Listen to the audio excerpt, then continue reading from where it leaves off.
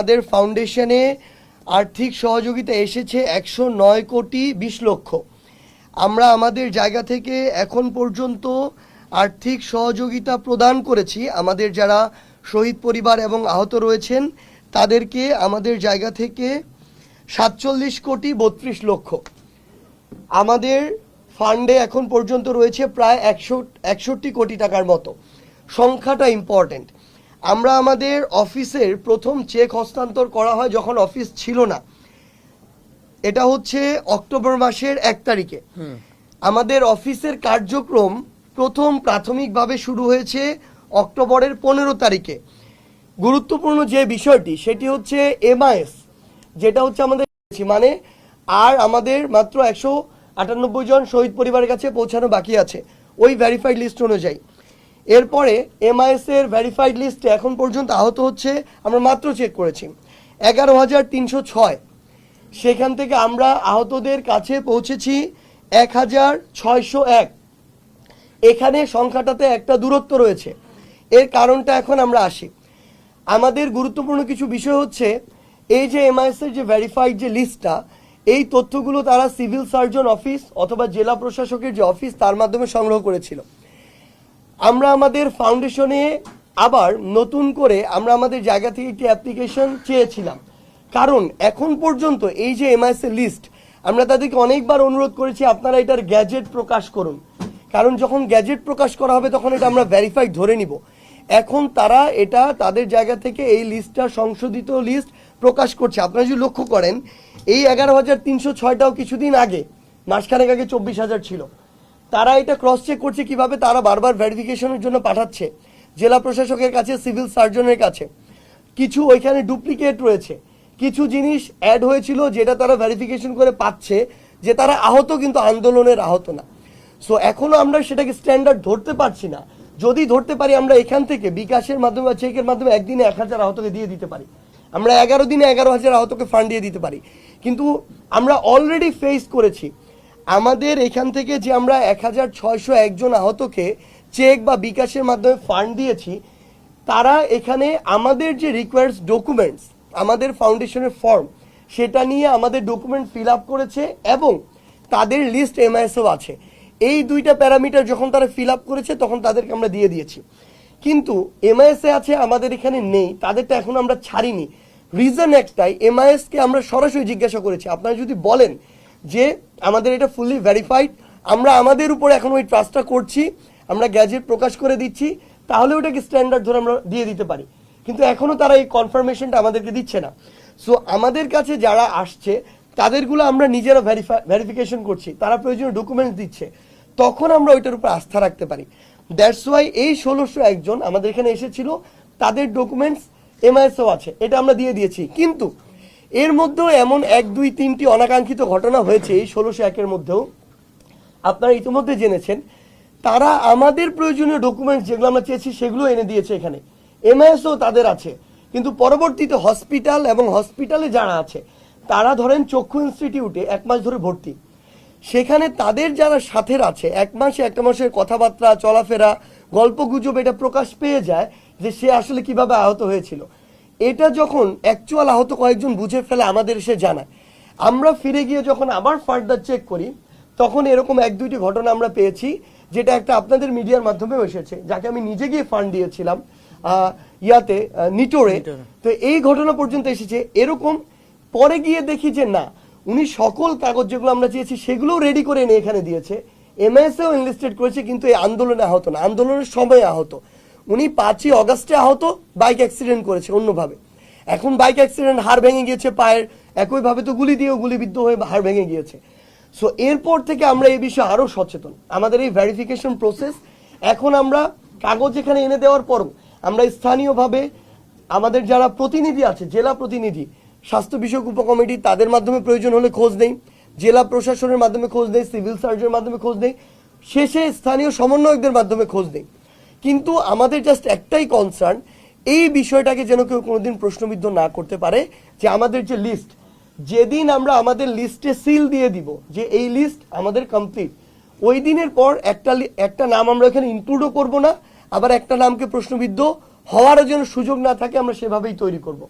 তো এই জায়গাতে আমাদের আহতর যে মানে যারা ফান্ড নিচ্ছে তাদের ক্ষেত্রে তুলনামূলক আমরা যতটুকু প্রত্যাশা করছি অতটুকু আসলে গতি আমরা পাচ্ছি না। এখন এই ক্ষেত্রে আরো গুরুত্বপূর্ণ কিছু ব্যারিয়ার আছে যেগুলো নিয়ে আসলে কথা আসছে, বা আমাদের যারা আহত ভাই বোনরা রয়েছেন তাদের জায়গা থেকে কথা আসে, আপনাদের জায়গা থেকে প্রশ্ন আসে। আমাদের মনে হয় ওই বিষয়গুলো উল্লেখ করা প্রয়োজন, কারণ আমাদের মাঝে একটা কমিউনিকেশন গ্যাপের কারণে আমাদের বলতে অ্যাকচুয়ালি যারা এগুলো তুলে ধরছেন তাদের মাঝে, কিংবা যারা আমাদের আহত যোদ্ধারা রয়েছেন তাদের মাঝে, বা ফাউন্ডেশন আমরা যারা কাজ করছি তাদের মাঝে। এই ফাউন্ডেশনে আমার আসার অ্যারাউন্ড 2 মাসের মতো হয়েছে, 2.5 মাস 2 মাস 10 দিনের মতো। অক্টোবরের 21 তারিখে এসেছি সম্ভবত, 2 মাস 10 দিন হয়েছে। এই 2 মাস 10 দিনে এই ফাউন্ডেশনে প্রায় 35 জনের মতো এখন কাজ করে। তারা 10টা থেকে 6টা অফিস হওয়ার কথা, তারা 10টা থেকে 10টা অফিস করে। আমাদের যখন শহীদ পরিবারের পাশে বাংলাদেশে এই প্রোগ্রামটা প্রতি সপ্তাহে শনিবারে থাকে, যেটা সামনে এখন হবে আহত পরিবারের পাশে বাংলাদেশ, আমরা বিভাগে বিভাগে গিয়ে করার এই পরিকল্পনা করছি যেন আমরা তাদের দ্বারে যেতে পারি। ওই প্রোগ্রামের আগের দিন বা তার আগের দিন তারা সকাল 10টা থেকে রাত 12টা পর্যন্ত কাজ করে। আমরা আমাদের জায়গা থেকে আমি দেখেছি তারা ইভেন তারা এ পর্যন্ত আমি লাস্ট 2 মাস 10 দিনে তাদেরকে শুক্র শনিবার ছুটি কাটাতে দেখি নাই, কারণ শনিবার আমাদের বিভাগীয় প্রোগ্রাম হয় যে কোনো বিভাগে গিয়ে, সো তার আগের দিন শুক্রবার অবশ্যই কাজ করতে হয়। এই জায়গা থেকে যেই জিনিসটার কারণে এই আহতদের এই বিষয়টা স্লোলি হচ্ছে, কিছুটা তথ্যটা দিই। তাই আমরা ক্লিয়ারলি বলেছি ফাউন্ডেশন এখন পর্যন্ত সে সকল আহত ভাইদেরকে ফান্ড দিচ্ছে যারা ফাউন্ডেশনের ডকুমেন্টস যেগুলো আমরা চেয়েছি, 4-5টা ডকুমেন্টস কি চেয়েছি সেটাও বলে দিচ্ছি শেষে। ওইগুলো যারা দিচ্ছে আমরা আমাদের এখান থেকে ভেরিফিকেশন করে নিচ্ছি ফাউন্ডেশন, আর এমআইএস এর ডেটাটা দেখছি। তো আমাদের এখানে প্রায় 2 থেকে 300 ফাইল এসে জমা হয়েছিল, যাদের আমাদের এখানে ফাইল আছে কিন্তু এমআইএস এ নাই। তারা কখনো জেলা প্রশাসন বা সিভিল সার্জনের মাধ্যমে এমআইএস এ জমা দেয় নাই, তারা বিভিন্ন হসপিটালে ছিল, হয়তো এই সুযোগটি তাদের হয় নাই, ট্রু। তো এমআইএস কে যখন আমরা আমাদের জায়গা থেকে এগুলো পাঠিয়েছি, গতানুগতিক যে আমলাতান্ত্রিক অফিস যে জটিলতা ছিল তারা এগুলো দেখিয়েছে, এগুলোই করেছে। 15 দিনও এমন হয়েছে একটা ফাইল আপডেট হয় নাই। এরপরে আমরা স্বাস্থ্য মন্ত্রণালয়ের মাধ্যমে এমআইএস কে নিয়ে একাধিকবার বসেছি। এমআইএস এর একটা অফিসে আমরা একটা সেল গঠন করা হয়েছে, তখন আমাদেরকে বলা হলো আমরা সেলে পাঠাবো, সেল এমআইএস এ পাঠাবে, যেহেতু সেলে সরকারি কর্মকর্তারা বা কর্মচারীরা চাকুরি করে, তাদের মাধ্যমে তারা মিডিয়াম, সেখান থেকেও যে কাঙ্ক্ষিত স্পিড আমরা পাচ্ছিলাম না। পরে আবার মিটিং হয়, ওই মিটিংয়ে সরাসরি লাস্ট 1 সপ্তাহ আগে এমআইএস এর একজনকে এই অফিসে তারা তাদের এখান থেকে পাঠায়, তারা সরাসরি এখান থেকে ডেটা ইনপুট দেওয়া শুরু করে। এখন আমরা আমাদের জায়গা থেকে মনে হয় যে এরকম যাদের এমআইএস এর আমাদের এখানে ফাইল জমা দিয়েছে, এমআইএস এ মানে উঠে নাই, এখনো ইনপুট হয় নাই, এই সংখ্যাটা এখন সম্ভবত 50ও নেই, অর্থাৎ এই সংখ্যাটা প্রায় 300-র বেশি ছিল। এই কয়েকদিনের মধ্যে এগুলো ইনপুট দেওয়া হয়েছে।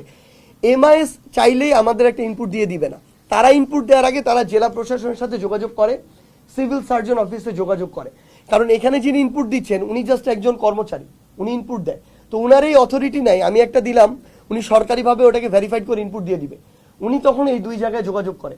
তারপরও লাস্ট 7 দিনের মধ্যে ওনারা প্রায় 250-র মতো ইনপুট দিয়েছে, এই দ্রুত যোগাযোগ করে, এখনো 50টার মতো বাকি আছে, এটাও ট্রু। সো আমরা আমাদের জায়গা থেকে এটা মনে করছি যে এমআইএস এর সাথে যে আমাদের দূরত্বটা ছিল এটা এখন আর নাই, হয়তো 2-3 দিনের মধ্যে আর কোনো ব্যাকলগ ফাইল বলতে কিছু থাকবে না। নতুন কেউ যদি আমাদের ফাউন্ডেশনের প্রয়োজনীয় কাগজপত্র নিয়ে আসে, ফাউন্ডেশনে আমরা সেটা ভেরিফিকেশন 1 থেকে 2 দিনের মধ্যে করে ফেলতে পারবো, এমআইএস এর যিনি থাকবে তাকে দিয়ে দিব, উনার হয়তো 1 থেকে 2 দিন লাগবে, অর্থাৎ কেউ ফাইল জমা দিলে আমরা আশা করছি 3 থেকে 4 দিনের মধ্যে উনি ফান্ডটা পেয়ে যাবে। আহতদের কথা বলি, আর এতদিন আমাদের ক্ষেত্রে আরেকটা এমআইএস এর সাথে দূরত্ব, এটা ছিল আমাদের আহতদের ফান্ডের একটা সমস্যা। এগুলো সবগুলো আপনাদের তুলে ধরতে হবে কেন, কারণ এগুলো জানা প্রয়োজন কোন জায়গায় সমস্যাটা হচ্ছিল। দ্বিতীয়ত, আমরা আহতদেরকে বিকাশে ফান্ড দিচ্ছিলাম, কাউকে কাউকে চেকে দিচ্ছিলাম। বিকাশে আমি আমার যে আহত ভাইকে ফান্ড দিব, যিনি আমার নমিনি, তার নামে আমার বিকাশ অ্যাকাউন্টটা হতে হবে। অনেকে এখন ছোট বাচ্চা আহত, তাহলে তার বাবার বা মায়ের নামে এটা হতে হবে।